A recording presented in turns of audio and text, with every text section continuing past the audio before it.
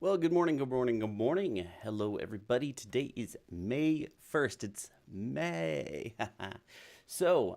Boy, today's a pretty heavy topic for this Coffee with Steve.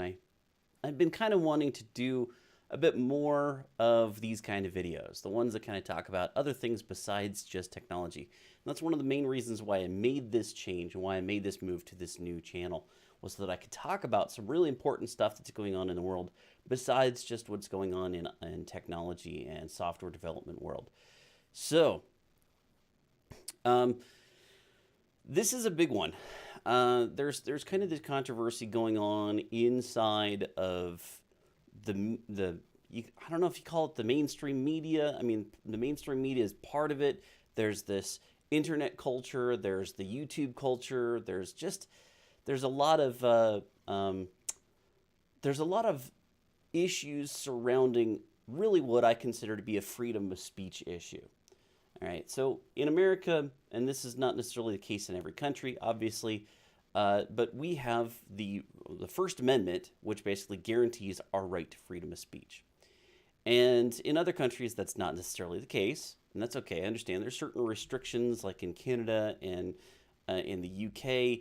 Even they are a little bit more on the left side of that. They're a little bit more, well, I don't know, you could say that it's a left or right position, but they're a little bit more, I guess, you could say they're more limiting, and they're more aggressive towards the hate speech type of stuff. So they're a bit more active, right? We've heard stories about Twitter users being actually thrown in jail or fined because they say certain things. They have bullying tactics and that sort of thing. And I'm much more of the freedom of speech lover. I think that it's really, really important that in any culture, it's important to let people speak their mind, not just because of the cathartic nature of being able to say, and here's my voice, this is what I'm going to say, but also because the more loony the position, the more obscure and weird and bizarre the position is, if it gets articulated, there can be some pushback against it.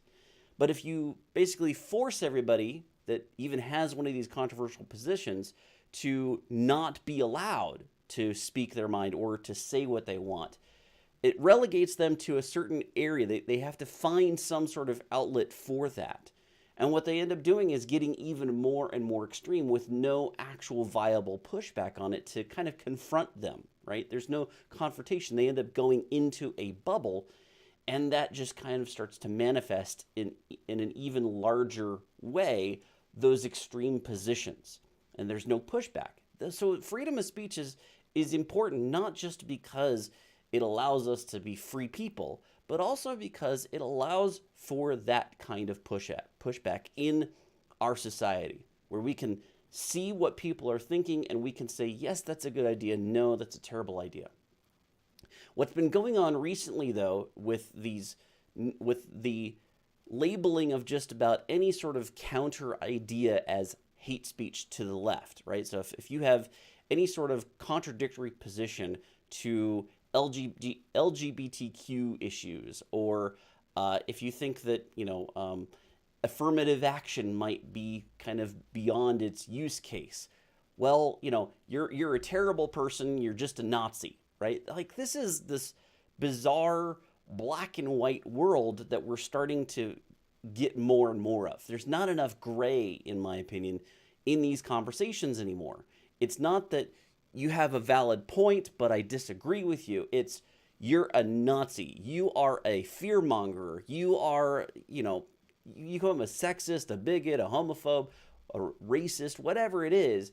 They're going to label any sort of opposition to one of those extreme labels and not see that there might be some gray area here. It's always very black and white. You either are with me or you are the worst, horrible, offensive person I can possibly give you. And this is weird because, I have conversations with people that I think are more, that are just normal. And they have different opinions than I do. And that's perfectly fine. We can have a great conversation as long as we both agree that there's gray area and that no one should be pigeonholed into this particular viewpoint. Because you say this, that means you must approve of Adolf Hitler and you read Mein Kampf and you agree with all of it, right? That's just a silly, silly notion. Of course there's going to be gray area. Of course we're going to have disagreements. So where does this guy, Carl Benjamin, Sargon of Akkad, come into play with this? Well, so for those of you who are not familiar with British politics, and I'm not a big British politics guy, I'm obviously an American, and I have more understanding of American politics than I guess British politics. But there's a campaign that I've been watching by Carl Benjamin, who is running for what they call MEP, or Member of Parliament, a member of European Parliament. So the European Parliament is kind of the body that kind of determines different things about what's going on in the European Union. Very much, and this is, I don't know if you guys recall this, but I did do a video a while back about Article 11 and Article 13, and that was basically this body. So here's Carl Benjamin. Now, who's Carl Benjamin? Well, he goes by the name of Sargon of Akkad, and maybe a lot of you guys may know about him. He's kind of one of these members of what they're calling the intellectual dark web now, which is really, there's no particular opinion that or political philosophy that really binds these people together that are in the political dark web. There's people who are on the left, there's people who are on the right, and there's a lot of extremes on both sides, and then there's a lot of people in the middle that make up this intellectual dark web. There is one unifying position, though, and it is my position as well. We should have the freedom of speech. We should have the same freedom of speech that exists out in our country, like America, and to the majority of extent, most of Western civilization. We should have that same freedom to express ourselves out in the real world as we do online, in these public forums like Facebook and YouTube and Twitter and Twitch and you name it. All of these different media outlets, or not really media outlets, but outlets that we have to express ourselves. There should be some sort of universal ability for us, everyone, to express ourselves. And again, it goes back to that ability to express what it is you want to say and have some viable pushback, have some actual solid debate around the most important topics of our day. So Carl Benjamin is kind of this more, I guess you could say, abrasive character. He's not to the point of like a Tommy Robinson that you might encounter. He's not really an alt-right figure. He's really not. He's actually he considers himself more of a classical liberal. And I'm finding more and more of these different intellectual types that are the classical liberal type running into the same problem.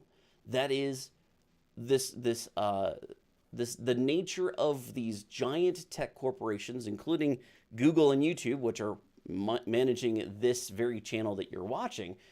Well, they are pushing back against this type of intellectual dark web.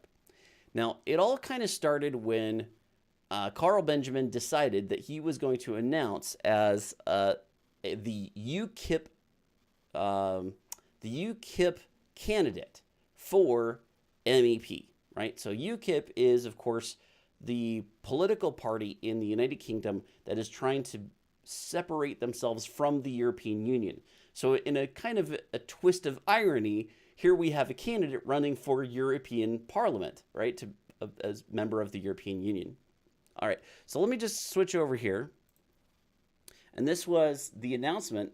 And I just got to say, like, this was amazing because this is just a 1-minute thing. I'm not going to do even the whole thing. I'm just going to give you the last bit of this. But this was when he was basically officially being announced by the UKIP party as the candidate for UKIP MEP. All right, so let's just play this real quick. Do I have my desktop audio on? I do not. Let me fix this. Okay. What are you saying?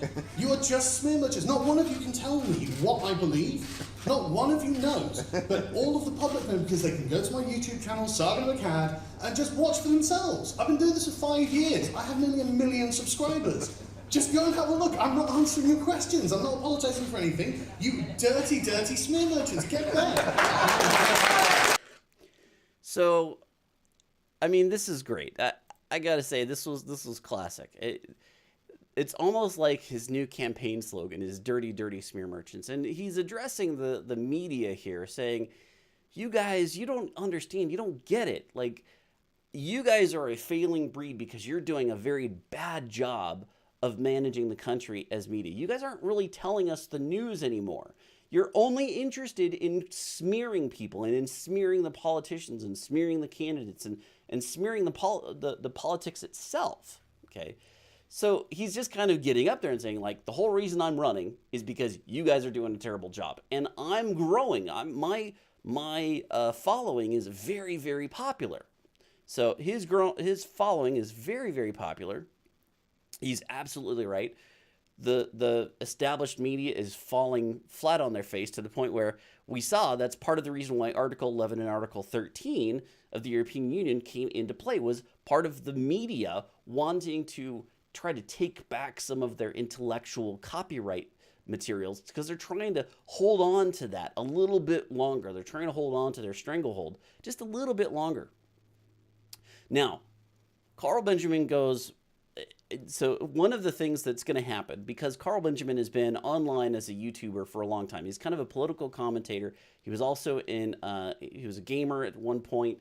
And so he's got a lot of history online.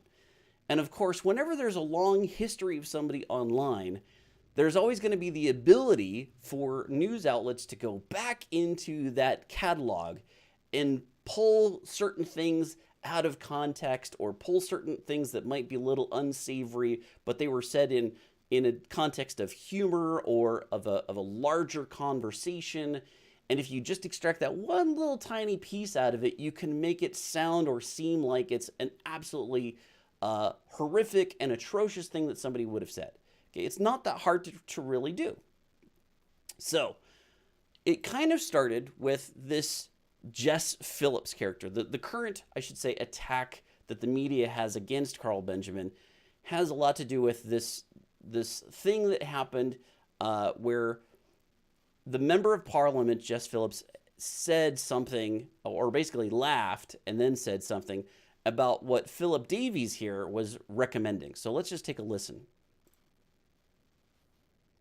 Do we have International Women's Day? We also have women and equality questions every month in the Chamber, which we don't have for men. So the opportunity for men to raise issues that are important to them is very limited. And just to give you a flavour, Mr. Chairman, of the type of things that may come up and which will be part of International Men's Day, I'm not entirely sure why it's so humorous, but to discuss issues such as...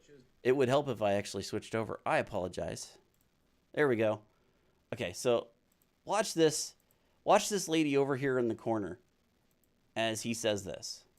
We also have women and equality questions every month in the Chamber, which we don't have for men. So the opportunity for men to raise issues that are important to them is very limited. And just to give you a flavour, Mr. Chairman, of the type of things that may come up and which will be part of International Men's Day, I'm not entirely sure why it's so humorous, but to discuss issues such as... You have to excuse me for laughing, that the idea that men don't have the opportunity to ask questions in this place is a frankly laughable thing. As I say, as the only woman on this committee, it seems like every day to me is... Well, I wasn't making, with respect, I wasn't making that point. I wasn't making the point that men don't have an opportunity to ask. I was about men's issues. There's a very big difference between men raising issues and the raising of men's issues. But one could raise men's issues in any single one of the question sessions. So your men's health, absolutely. So prostate cancer, that could be raised in men's questions, couldn't it? Well, Mr. Chairman, I very much look forward to these arguments being deployed when we come to consider a debate on International Women's Day, because exactly the same arguments could be raised for International Women's Day, that women's health issues, that equality issues could be raised in women and equality questions in other forms. So all I ask is for an equal crack of the whip, that if the... All right, I'm going to stop it there. But her reaction of this, hey, basically what Mr. Davies here is doing is just basically saying, hey, look, we have a lot of emphasis on women's issues, and that's fair. That's fair that we should concentrate on women's issues. There's no problem with that. But there's also men's issues. Like there just are. And typically that type of context, what is going on with men's health and what's going on with the suicide rates and things like that, there's starting to bubble up a little bit more knowledge about this, and more light is being shed on these kind of issues. But it's not really a part of the conversation, right? We're always talking about women's issues, and that's fine. Again, I'm perfectly fine. We should be talking about women's issues. We should be talking about the issues encountering, based upon race. We should be talking about class. We should be talking about all those things because we do need to know about them. I do think that there is a place for the left and liberalism to kind of bring to attention social issues. But social issues shouldn't just be about one specific set of class or a few handful sets of classes of people. What about men? What about the health issues that men encounter? What about the staggering numbers of suicides that men are having right now? And it's growing. It's becoming one of the biggest epidemics that we have, and no one wants to talk about it.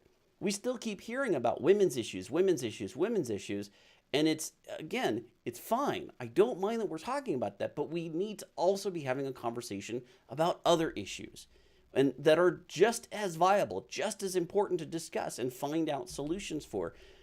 And just being shut down about even saying we should be talking about these things, and then having someone laugh at you for it. That just goes to show this kind of extreme feminism that's starting to show up. And it's this extreme feminism that led to a pretty strong back and forth. And I don't have the actual comments back, I don't have the Twitters back and forth. I think there might have actually been deleted.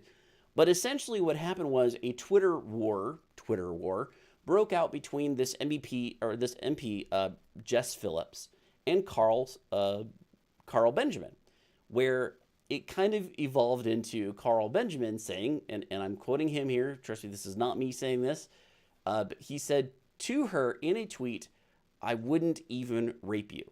Now, that was very much designed. And if you listen to what Carl Benjamin says about this, it was very finely crafted. He specifically used that word in that specific context in order to provoke. Okay, not necessarily, and if you think about it, he's advocating against rape in that tweet, right? He's saying, I'm not going to do that.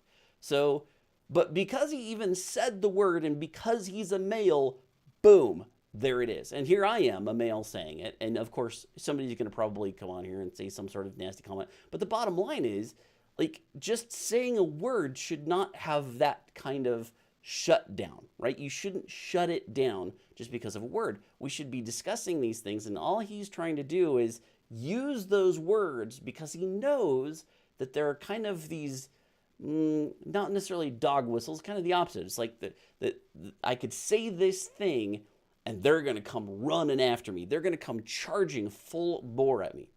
And you have to understand, this was several years ago. This was like 4 years ago, I think. I'm not sure if they have this properly timestamped. This is back a little bit ago. But this conversation that happened, was a while ago, several years ago, before Carl Benjamin decided to run as MEP. Now, under that context, we now get the media.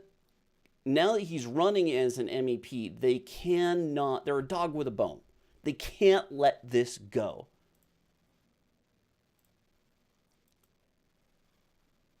I gotta switch over. They can't let this go. So here we go. In terms of your political persona, you tweeted another MP, Labour's Jess Phillips, that you wouldn't even rape her. How is this acceptable behaviour for an MEP candidate? Well, I wasn't a prospective MEP when I did it. All right. So I'm just going to play this real quick for you. So there she is asking about the tweet, right? Here we go. The media with their bone, right? Can't let it go. All right, here's another one. How else can we smear this guy? How else can we avoid actually talking about the reason why he's running? So said there's a link between women's entry into politics and the decline of society. How taking that with yes, it's on record online. No, that's not true. I'm sorry. Well, So now she's saying women in politics has led to the decline of society is what you're saying. You've said that. He's like, no, I've never said that. Again, we don't even, so she's just throwing out that he said this, right? And we don't know under what context, even if he did say it, right? It's just, you said that women in politics has led to the decline of society. Defend yourself. Like, what? I didn't say that. Okay, here's another one. How else can we possibly smear this guy? You dirty, dirty smear merchant of a journalist. I'm sorry, that's not true. Taking into account your comments to Jess Phillips about rape, how do you expect women to vote for you? Well, why should... Again, here's Jess Phillips. How do you expect women to vote for you? Can't you defend yourself against that tweet? Right? Okay, here's another one. Let's go... against men. Gibraltar has a big Jewish population. You've previously said that Jewish people are rich and that therefore accusations of anti-Semitism are just a game of identity politics. How do you expect the ROC's Jewish population to vote for you? Again, like this is all smear, right? This is all, you've said this, you've said this, you've said this, and we don't even know if what she's saying and what she's quoting is even accurate. But because she is a journalist, there's kind of this inherent acceptance. Oh yes, she must have done her research. She must have gone and actually looked these things up before she confronted him with this. And typically I would be fine with some hard-hitting journalism. I would be okay with this. But just the fact that this entire interview is nothing but this. Here's something I found, defend yourself.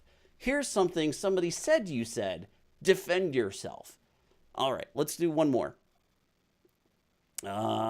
Yes, this is the granddaddy here.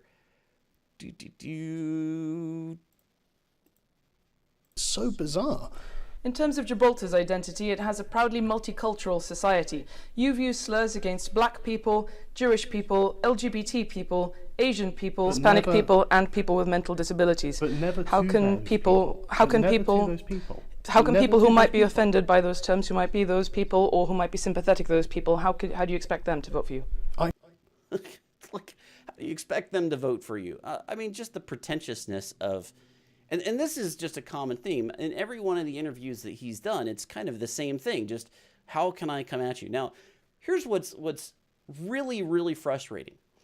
Underneath this conversation, there was something so incredibly salient that was said by Sargon here. I'm going to call him Sargon. Something so incredibly salient that he said that's so important and something that we really need to pay attention to, and it's just completely glossed over as if he never even said it. So this is kind of in response to that you said before that Jewish people are rich and that anti-Semitism is identity politics. So here's a bit more of his actual response. I didn't say that at all. I said that Jewish identity politics are just the same as any other identity politics, like Muslim identity politics, women's identity politics. It could be white identity politics. They're all bad. I think we should do party politics, because the problem with identity politics, and this really is, it's such an important thing that people have to really understand, is that it politicizes every single member of a group.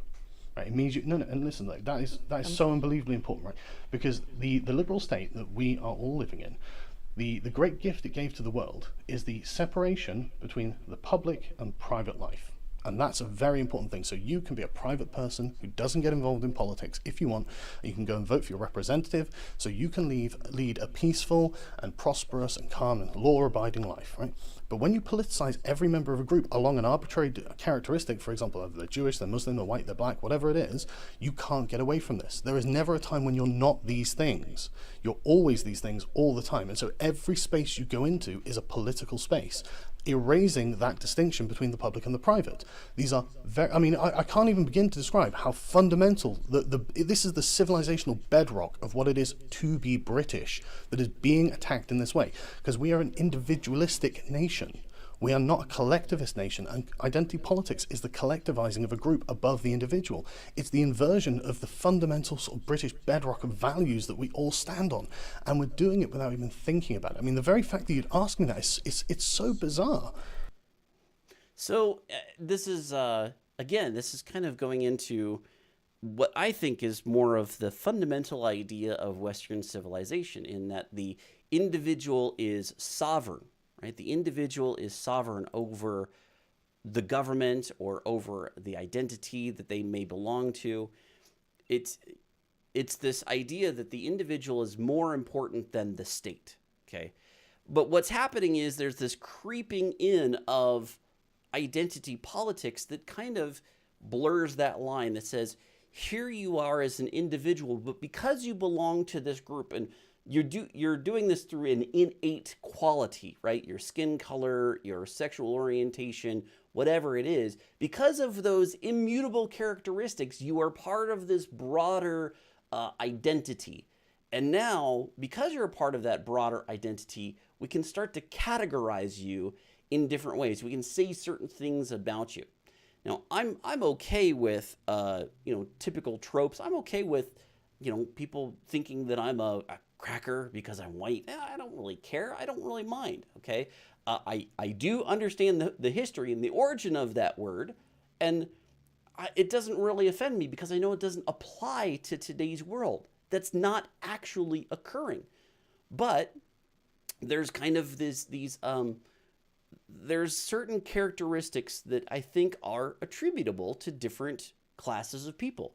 And it's valid observation. That doesn't necessarily mean that every single person within that group has those identical characteristics. That's not necessarily the case. So I'm kind of fine with some broad generalizations about groups, with the exception that we always understand the individual is what matters, not the group identity. The individual can always break away from those typical ideas about what their particular class is. So this is the fundamental idea, and this is exactly what he's talking about. Like, we're not just in British politics, but also in American politics, because we've become so identity politics laden in today's political sphere. We've broken down the concept of a personal identity being the most important. You are a sovereign individual. You have individual rights. And those are more important than the state's rights. Those are more important than what the government wants to do. You have individual sovereignty. And this, by automatically grouping you in with a group, that then the government can say, well, because you're part of this group, you're going to be part of a political class. We're going to either protect you or we're going to minimize you because of your immutable characteristics. And they're doing this as a whole with perhaps good intentions. Sometimes it's good intentions, sometimes it's bad. But because they're doing this, it eliminates that individualism. It eliminates that ability for me to say, no, this is who I am. This is what I believe. This is what I think that we should be doing, and how I want to live my life. And that blurring of those lines is really, really the fundamental question that we're grappling with today. It is what's going on, this battle of identity politics versus individual politics. All right, so, and this goes on and on and on. This smear campaign against people who have these alternative positions. And another really good one, and this is why so this particular point that I'm going to bring up here is why I'm a little, whenever I hear a journalist say, you said this, you said that, this is kind of one of those smoking gun moments where it's like, how much journalistic integrity really is there? So here is, this was put together by PSA Daily, or I'm sorry, PSA Stitch, and it also got posted on Sargon's page because he went and copied it. But this is an interesting one. So the Daily Mail, who should have some journalistic integrity, says now UKIP candidate who said he wouldn't even rape a Labour MP says it's okay to sexually abuse boys. Now, honestly, do you really think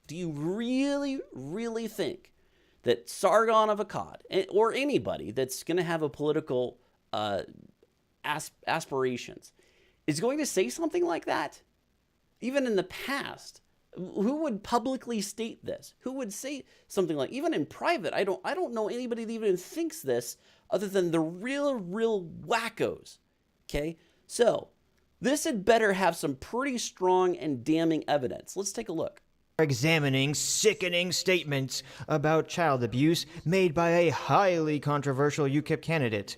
Carl Benjamin was formally adopted by the party as a candidate for the European elections last week, despite fury over his remarks that he wouldn't even rape a Labour MP. Now, a senior UKIP source has told the Mail on Sunday that they have passed a dossier to the Wiltshire Police containing deeply offensive remarks made by Mr. Benjamin, an online vlogger who calls himself Sargon of Akkad. Ugh, vlogger? How dare they call Sargon a vlogger? He should sue them just for that. The Insider says the dossier was passed to UKIP's ruling National Executive Council last autumn, but no action was taken. It includes a YouTube broadcast in which Mr. Benjamin says, "I can be quoted as saying you can F young boys. It's actually not as controversial as you think. Depends on the child, doesn't it? The ancient Greeks were pederast. It was considered to be normal. It was mentoring." Wow. That's a lot to take in. It certainly sounds pretty damning.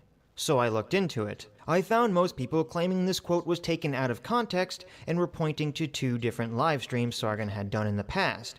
One was with Amos Yee in 2017, and the other was with Justicar in 2014. Now, I had trouble finding this exact quote. I just couldn't find the exact words. And there's a reason for that.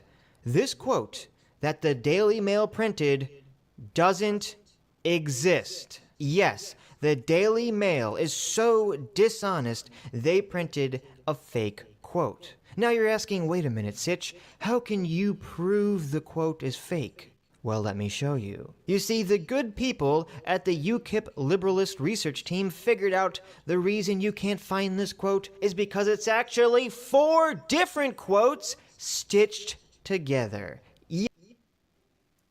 So this is, again, why I have these questions about the journalistic integrity of these questions that were being asked of Sargon during this interview, right? You said this, you said this, you said this, and here we have like this proof that journalists are willing to basically lie or pull things out of context or even weave different things and put them together to make it sound like this is what you said. And you can, of course, go watch this. I'm not gonna play the whole rest of the thing. I'll give you guys some links to some of these videos. But it's just amazing that we live in a world where the media can consistently lie about things, lie about people, lie about what they've said, and then try to confront them as if it's truthful. And when they try to defend themselves, they're just dismissed. And the really salient points, like the one that he made here in this interview, is just completely ignored. Like, we don't want to talk about that. That doesn't matter.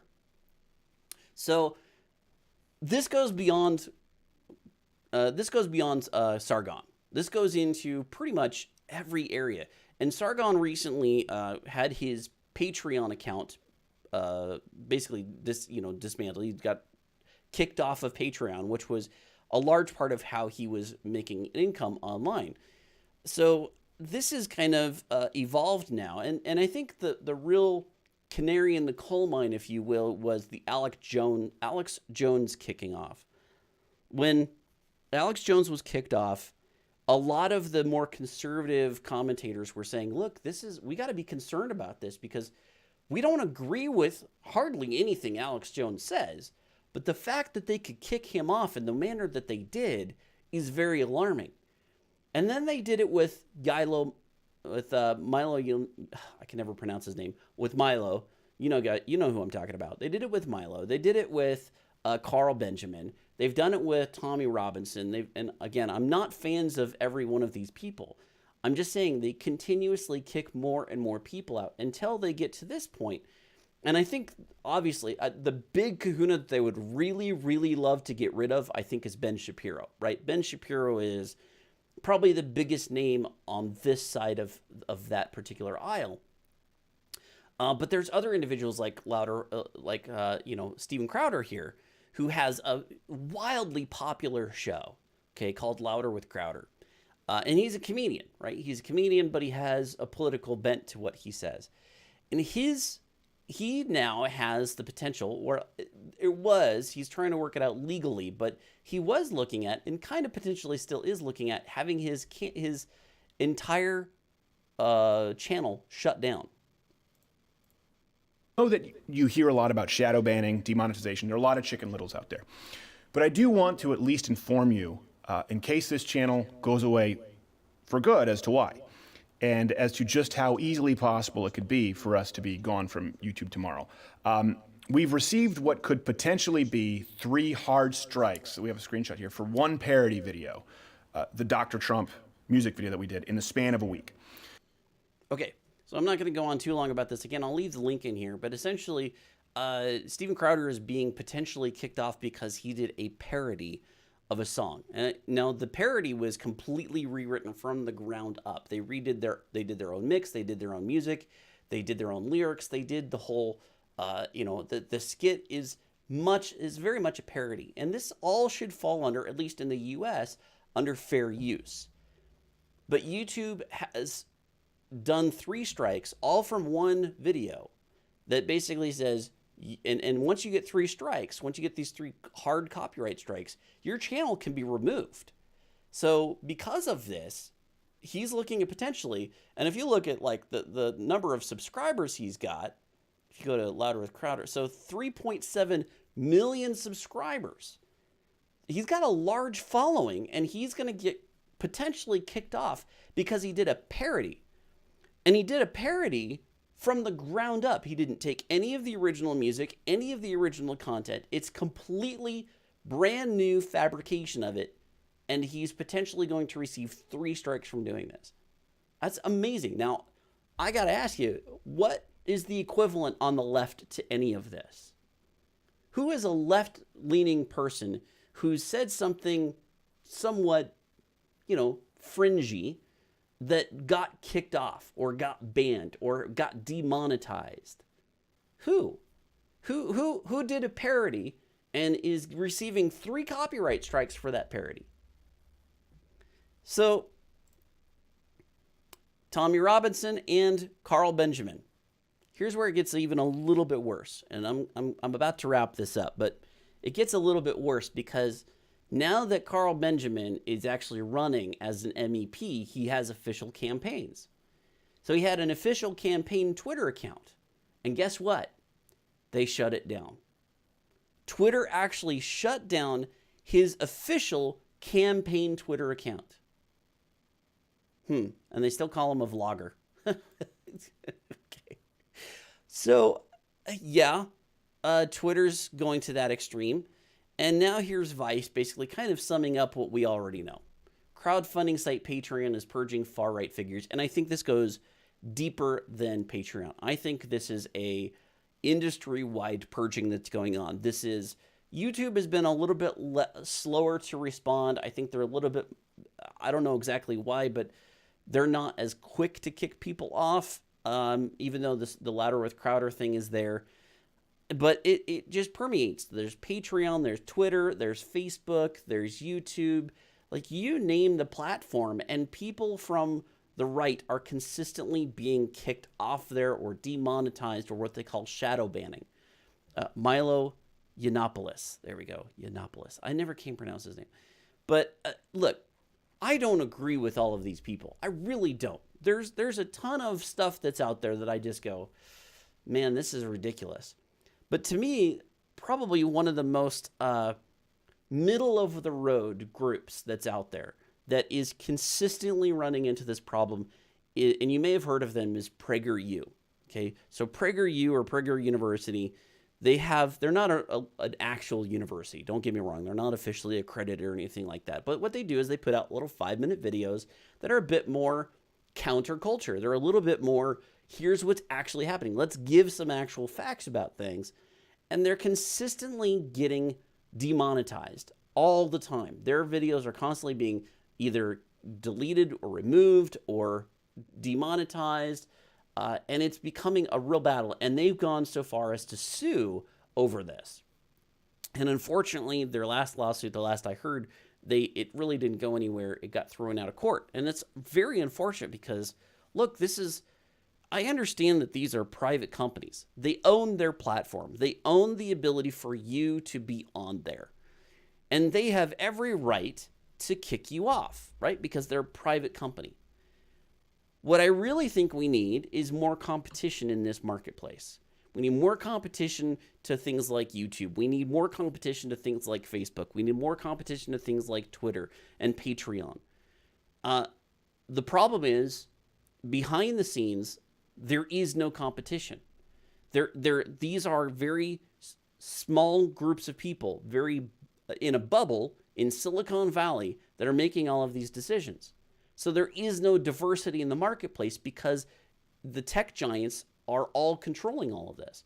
And this goes all the way to things like Visa and MasterCard and American Express and Discover. Like, you can't process credit cards. Part of the reason why Patreon was getting rid of these, they're calling them far-right figures. I don't think they're all far-right, but they're getting rid of some of these more conservative or classic liberal, people, is not because Patreon necessarily is saying, we're going to kick you off, but because they're receiving pressure from companies like Visa, like PayPal, and like MasterCard to say, we're not going to process your card. We're not going to process cards for you if you continue to allow these people on your platform. So they're getting the squeeze to kick these people off. It's not just that Patreon is making these decisions. It's that Patreon is being influenced by other people in their sphere that have control over them. And it just consolidates that power even more and more into just a few people's hands. And then we don't really actually have any real legitimate competition.